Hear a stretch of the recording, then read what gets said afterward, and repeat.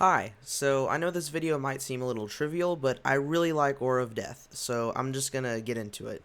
So in my last video I explained that Aura of Death got disabled and turned into a dumpster, but today they have fixed that and brought it back completely reworked, so we're gonna look into it and see if it's any good now.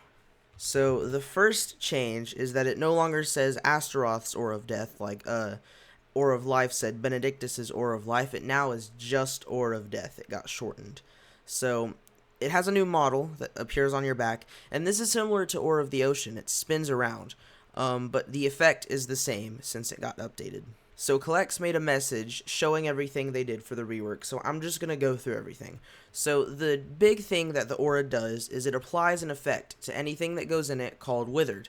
The first thing this does is about 800 DPS to enemies and 8000 DPS to bosses. What's cool about it is that anything that dies in the ring has that little kill effect. I'm going to unequip this to clear any confusion. It's not the skull. The kill effect, it makes them turn to shadow and then fade. That's pretty cool, if you ask me. I wonder how this works on big bosses like Gilgamesh. Here it is on the dummy. It'll sit at about 800 DPS, and it does 10 times damage to bosses, which would give you about 8000 DPS. This isn't good damage, but the damage isn't the focus anymore, though. The focus is on the debuffs, which we will get into. So the first debuff that this aura gives is Antiheal. Basically, any boss that has the effect won't be able to heal any health. Now, that doesn't sound super overpowered, but what's good about this is that I've had this tested, and I'm not 100% sure, but I think that Anti-Heal nullifies damage reduction. So if you have an enemy or a boss in the aura that has damage reduction, having them with the Withered effect will cause them to lose it. It also slows targets, if you can tell it. Let me find a high health one. You can see it kind of slows it down. And then there's something called Fastdebuff stacking.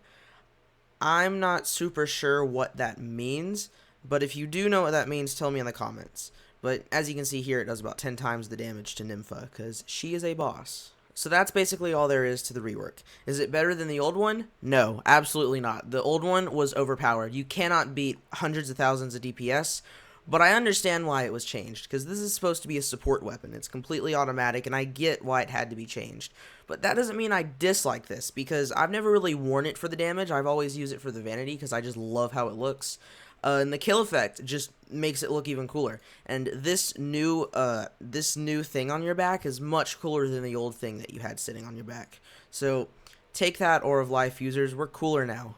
But then that begs the question, should you get it? If you like how it looks, then go ahead, by all means.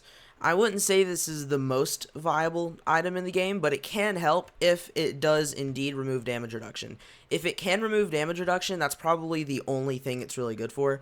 Anything else, I wouldn't be so sure of.